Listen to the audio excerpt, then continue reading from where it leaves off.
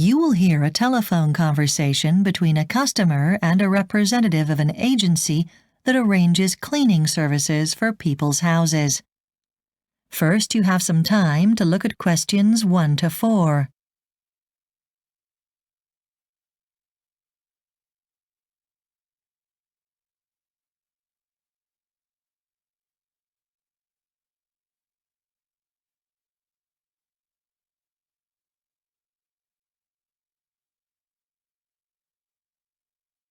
Now listen carefully and answer questions 1 to 4. Good morning, Home Care Cleaning Agency. Oh, hello. I'd like to arrange to have some cleaning done, please. Certainly. Have you used our services before? No, I haven't. But a friend of mine has often used your company and suggested I phone you. Oh, that's great. I'll just take some details from you and then you can let me know exactly what you would like done. OK. First of all, what area are you in? I'm in the southwest. OK. And are you interested in having a regular cleaner or is this a one-off clean? No, I'd like to arrange to have someone come in once a week. Right. Now, let's just get a bit of information about the house. How many bedrooms does it have? 3. Are they all double bedrooms?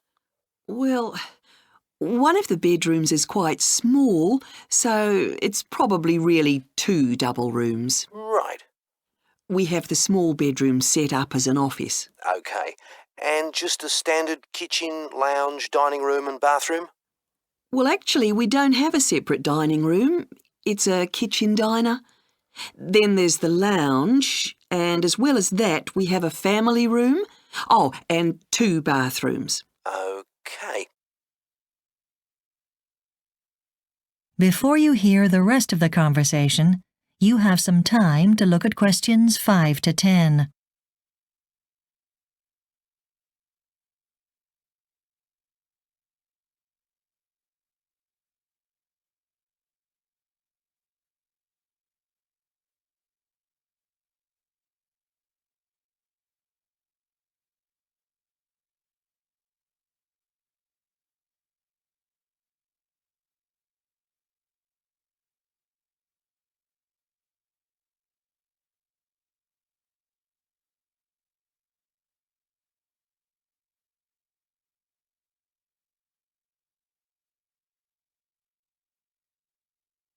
Now listen and answer questions 5 to 10. Right. That's all I need to know about the house itself. Now, what we do is we offer a basic cleaning service and then you let us know about anything extra you'd like cleaned. Right. And what does the basic service include? We clean all the floors and surfaces and do a basic clean in the kitchen and bathroom. OK, that sounds good. Oh, and do you clean windows? Well, I'm afraid we don't do that, health and safety regulations, but we do offer other special services. We can put clean sheets on the beds, for example. Uh-huh. Or we can clean out your fridge. A lot of people like that done. I'm not so worried about that, but I would like the sheets changed. That's no problem, we can do that. What about the carpet? As well as the standard vacuum, we can shampoo it if you want. Right. We've got young children, so it gets pretty dirty. I haven't had it done for 6 months. It really needs doing more often than that. You can have it done every month if you like, but 3 months is what we usually recommend. That sounds good. The only other thing is the washing. Do you do laundry work? Yes, we do. That's no problem. What exactly would you like done? Well, it's no problem to put a load of washing in the machine. I can do that, but I would like to have the ironing done. That's fine. And would you like the washing put away in drawers or wardrobes? No, it's OK. You can just leave everything out and fold it up. OK, right. Now, I'll just set up an account for you and I'll take down some of your details.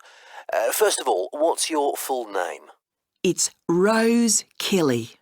And could I have your home address, please, Mrs. Kelly? Yes, it's 48 Amy's Road. That's AMYES. and that's in Mount Eden. OK. Now, what day of the week would you like the property cleaned? It doesn't really matter. Not Monday, but any other day. OK, let's see. We have a cleaner in your area later on Thursday, so shall we go for that day? We could have someone there by about 9:30 in the morning. Does that suit you? Yes, that's fine. And do you charge an hourly rate or a total for the whole job? No, we charge by the hour. It will work out to about $25 per hour. Oh, that's quite reasonable. I thought it might be closer to $30. And how long do you expect it to take? Well, you said the house isn't large, so I'd guess no more than 3 hours at the most. We can occasionally finish a 3-bedroom in 2.5, but that's probably not too realistic. Right, that sounds good. OK, that's lovely. Thank you very much, and we'll have someone there next week. Thank you. That is the end of Part 1. You now have 45 seconds to check your answers to Part 1. Section 2. You have some time to look at questions 11 to 16.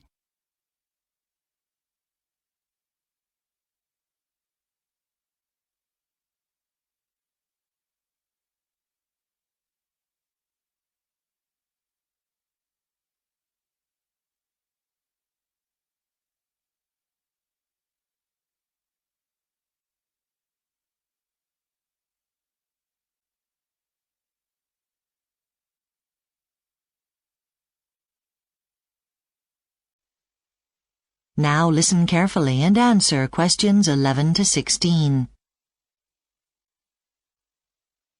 Okay. Well, first of all, I'll give you a bit of background to the museum and then tell you about some of the galleries. You probably won't have time to see everything today, so what I recommend you do is go to the Egyptian room first, because it's everyone's favourite place and it gets very crowded with the school parties later in the day.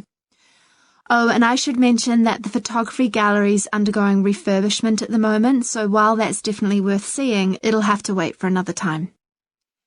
Now, the actual museum building itself is quite interesting. It was designed by a local architect called William Craven in the 19th century, at a time when the city was developing rapidly, with new factories to cope with the expansion of the textile industry. The museum's built in a very similar style to the railway station, which was constructed at around the same time. That was designed by another architect, but William Craven did also provide the plans for the town hall, which was built just a few years later. Construction of the museum began in 1888 with a large team of carpenters, stonemasons, and builders. Then, in recent years, it's been extensively refurbished.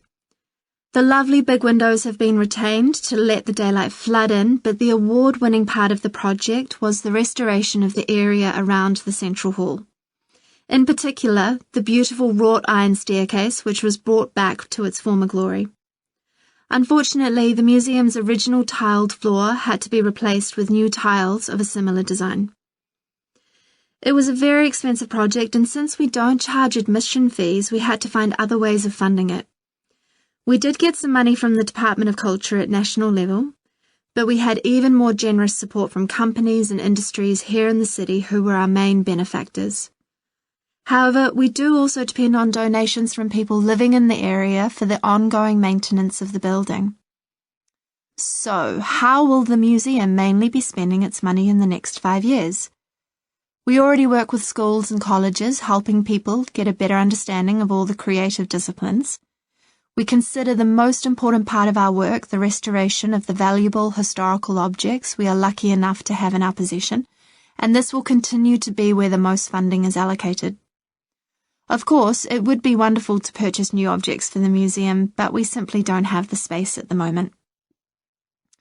Well, we do hope you enjoy your day today, but if you would like to learn more about our exhibits on display here, I suggest you come to one of the Saturday morning lectures which are given every month by one of our team of experts.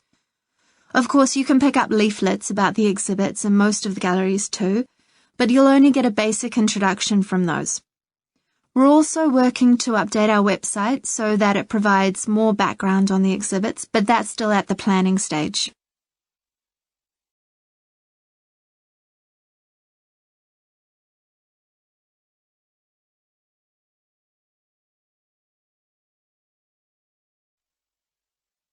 Before you hear the rest of the talk, you have some time to look at questions 17 to 20 on page 4.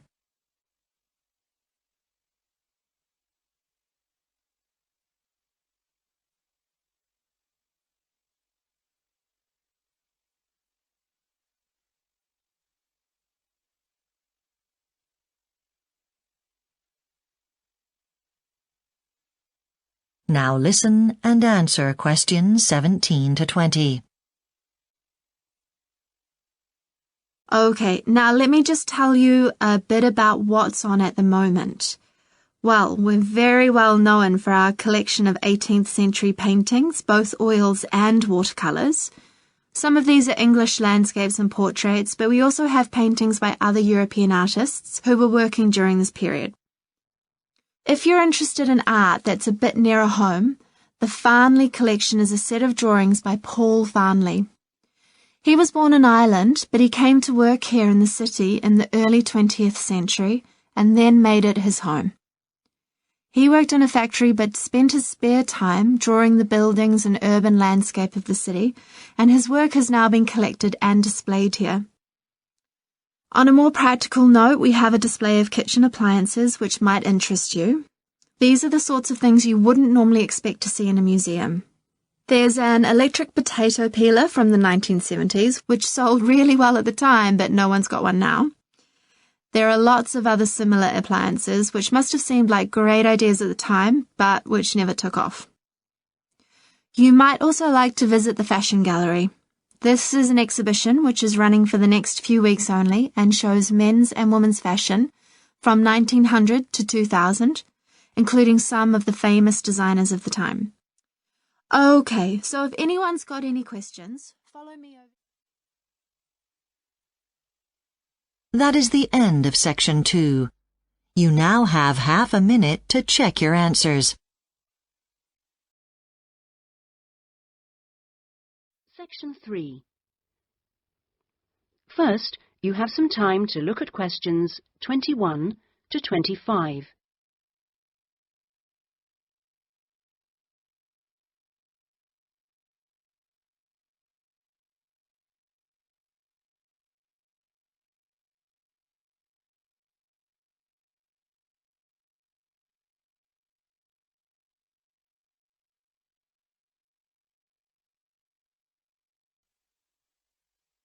Now listen carefully and answer questions 21 to 25. Hi, Francis. Sam. So, how did you go with applying the different theoretical business tools for the report I asked you to write? It was interesting and made us really focus on which tool was best to use when analysing a business. Good. So, tell me what you found out.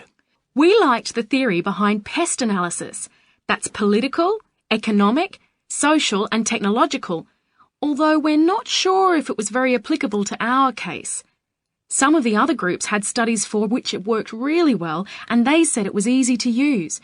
But I felt it focused too much on the big picture and was unsuitable for our company. I agree. On the other hand, I enjoyed using the drill-down method. It was painstaking to do, and we seemed to be working on it for ages. But the results were worth waiting for. Yes, I liked the way it eventually broke down complex problems. Yes, I much preferred doing the PMI analysis. It was so straightforward to break down into its 3 components, plus, minus, and interesting implications. You just needed to brainstorm these components and then write them up. Fast and effective. And it didn't make your brain hurt doing it. I agree, and you don't need any special training at all. Anyone can use it. So, was there any tool that you thought was superior to the others? In my opinion, the one tool that is critical to business, especially for larger companies, is Pareto analysis. If they applied Pareto analysis, they would see that by focusing on the critical 20% of their problems, they could generate 80% of the benefits. This would allow them to work faster, and it also reduces their workload. It's all about finding out what their basic problems are. I agree with Francis about Pareto, but my favourite was the SWOT analysis. You know, looking at the company's strengths, weaknesses, opportunities and threats, as it can be used in so many different situations. It works in large and small companies, and even down to departmental level. It was great for our case study. Yes, that's true.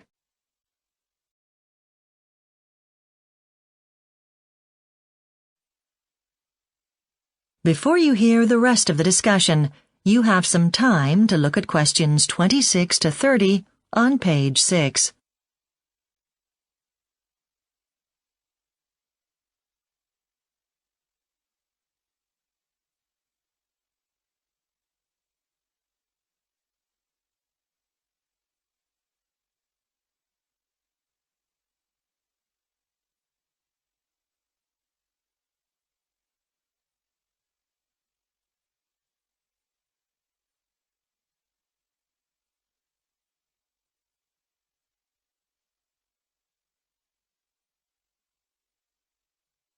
Now listen and answer questions 26 to 30. OK, I've read your draft report, but can you tell me a bit more about that company you focused on? Well, the company we used in our study was a manufacturing company who have relied on distributors to take their product to the end user. We did some analysis examining the possibility of them distributing their own products. We initially looked at their strengths. The company, although it is small, is well known and has a very good reputation. The management are very committed to increasing the company profits, and they are confident this move would be successful. Right. And the company has quite a lot of staff who have previously worked for distribution companies, so the knowledge is already there. That was something we didn't expect to find and is probably going to help them the most to achieve their goals. I was quite impressed by some of the opportunities you detailed. I did think you missed something quite pertinent to their future growth, however. What was that? You didn't consider the potential for establishing an offshore division. You talked about the company negotiating better terms with its suppliers. Most of these are based abroad, and so if the company had a way of actually distributing the product there, this could be a tremendous opportunity and give them an edge over their competitors. That's a good point. So, what did you think about the threats we identified? I thought you did a good job. I was really pleased to see that you considered how the government's planned environmental policy could really affect the viability of this venture. With this law being introduced next year, they might need to find new ways of using their existing technology. It's easy to identify what your competitors are doing, but it's the bigger picture that often gets ignored. So, Sam, what did you learn from this assignment? Heaps. I guess I hadn't realised how much time it takes to ensure your company survives and profits. It was great to study the different tools in books, but applying them in the real world was much harder than I thought. It was a great learning experience. I'm glad I could make your assignment relevant. I'm basically happy with your report. You've got the format correct, with the necessary headings, etc., and you've got sufficient details under the different headings. Just remember to state whether or not you think the company should go ahead with a new venture. But you've done a good job so far. That is the end of section 3. You now have half a minute to check your answers.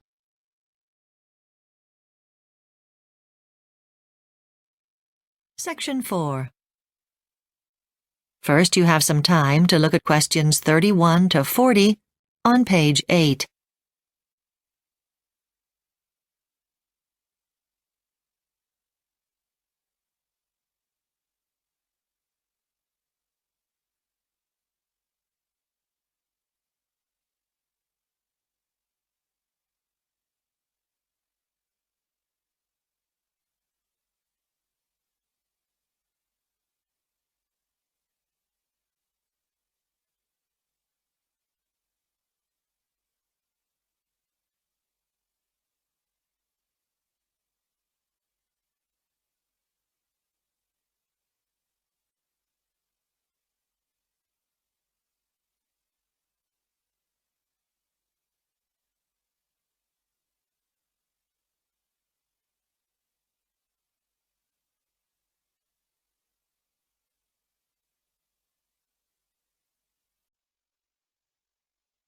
Now listen carefully and answer questions 31 to 40.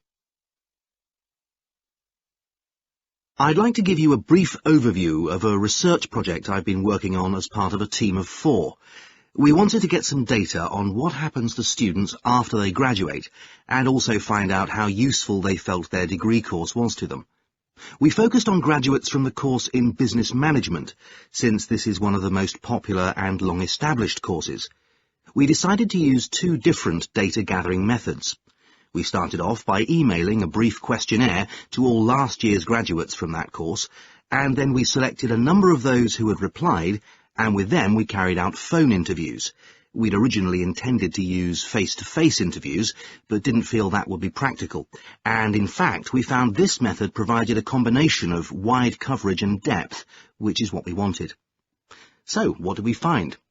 Well, I suppose our most surprising finding was just how many graduates had gone on to work towards an additional qualification, rather than getting a job immediately. That was 32%, almost a third. Of the rest, a very small proportion were unemployed, just 4%, and all the rest were in employment. More than half of them were in the public sector, with a sizable minority in the private sector, and a small number in the not-for-profit sector. We were also interested in the attitudes of those who were employed towards their work. The majority said that their expectations had been fulfilled. They were generally satisfied in terms of their salary and also happy with their prospects for career development, with very few of them feeling that they were in a dead-end job with no prospects of promotion.